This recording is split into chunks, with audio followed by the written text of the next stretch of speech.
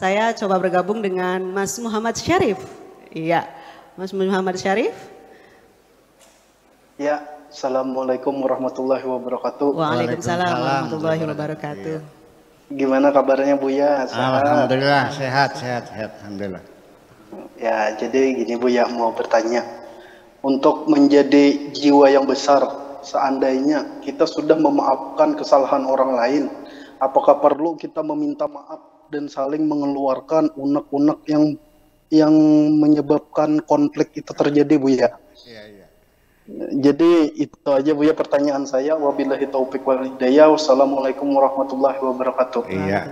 Tidak usah mengungkapkan unek-unek itu. Ya sudah selesai. Engkau sudah aku maafkan.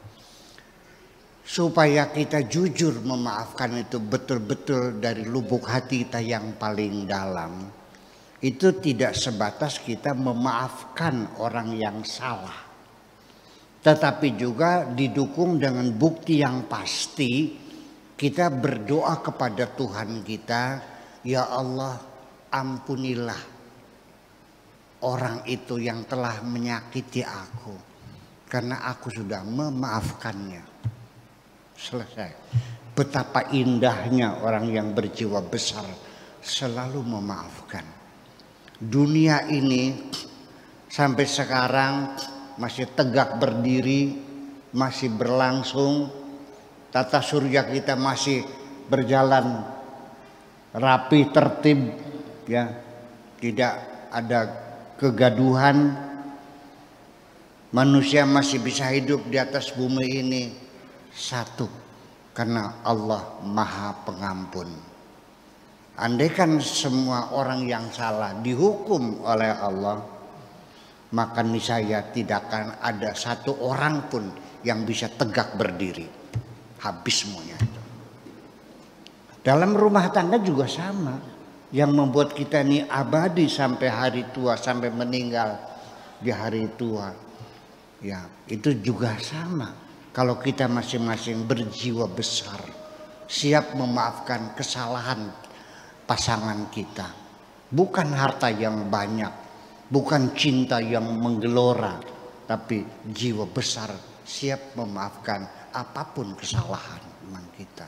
Itu yang menjadi modal kita. Makanya di dalam Al-Quran dikatakan fa'fu anhum wastaghfir lahum. Maafkanlah mereka dan mintakan ampunan kepada Allah untuk mereka. Ya Allah, ampunilah mereka yang telah menyakiti hatiku, karena aku sudah memaafkan mereka. Fa'fu anhum wastaghfir lahum. Setelah itu wasyawirhum fil amri, kita berkomunikasi lagi, baik-baik lagi, ngobrol lagi, diskusi lagi, bermusyawarah lagi. Bukan menyatakan unek-unek, nanti menjadi marah lagi. Ya gitu. Nah, sudah demikian, setelah kita berkomunikasi kembali, membangun komunikasi yang tadinya komunikasi kita bersifat destruktif, yuk kita bangun komunikasi yang membangun. Yang apa? Yang membangun, bukan yang konstruktif. Dari komunikasi destruktif kepada komunikasi yang konstruktif. Kalau sudah itu, wa idza azamta fatawakkal 'alallah. Kalau sudah kita sepakat mengambil keputusan bersama, mari kita bertawakal kepada Allah. Artinya menghormati, menjunjung tinggi kesepakatan-kesepakatan yang telah kita ambil bersama. Itu aja rumusnya hidup bermasyarakat tuh. Ya oke. Jadi ini gara-garanya karena got tetangga pakai got nih, bau kan gara-gara. Nah, akhirnya bertengkar akhirnya ya kita sepakati.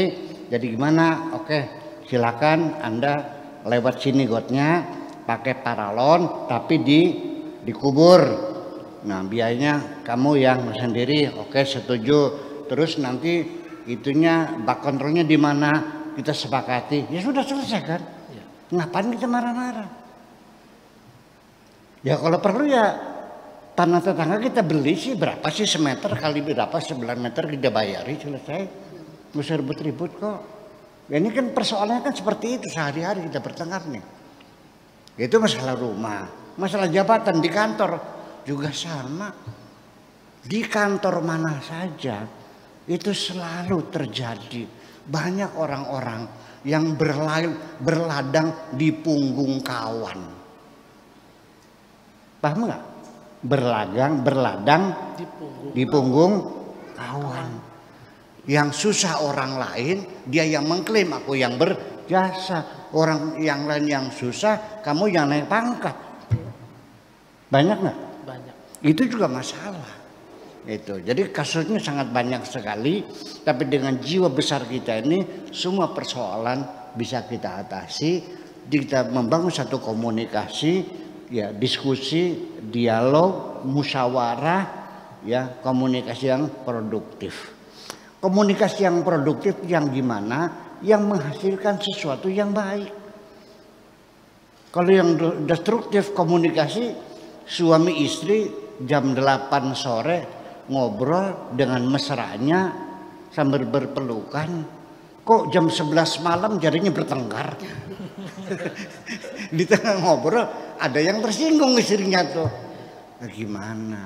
Nah, makanya saya sendiri ketika berkomunikasi dengan siapapun, saya harus berhitung. Tidak semua teman sama. Siapakah teman akrab saya? Ini standarnya. Adalah seorang teman yang saya yakin dia tidak akan tersinggung apabila aku salah ngomong. Itu teman akrab. Yang dijamin tidak akan tersinggung ketika aku salah ngomong. Tapi ketika saya anggap kawan akrab, saya ngomong hati-hati. Saya barangkali tersinggung. Ini buntutnya kan panjang. Iya, bisa putusnya persahabatan kan begitu. Nah, terus ditambah lagi, bagi saya persahabatan adalah satu kekayaan yang besar artinya dalam kehidupan ini. Saya hilang motor sering, hilang duit sering. Saya tidak kecewa, ya udahlah, nanti besok juga dapat rezeki lagi. Hilang 1 juta, 2 juta, 100 biasa. Ya, bahkan kehilangan banyak sekali saya kehilangan ya. Mungkin ya penuh ya miliaran lah kehilangannya, ditipu orang. Nah, saya tidak terlalu kecewa ketika materi yang hilang. Tapi ketika saya kehilangan teman, saya betul-betul merasa kehilangan. Terima kasih, begitu aja. Baik.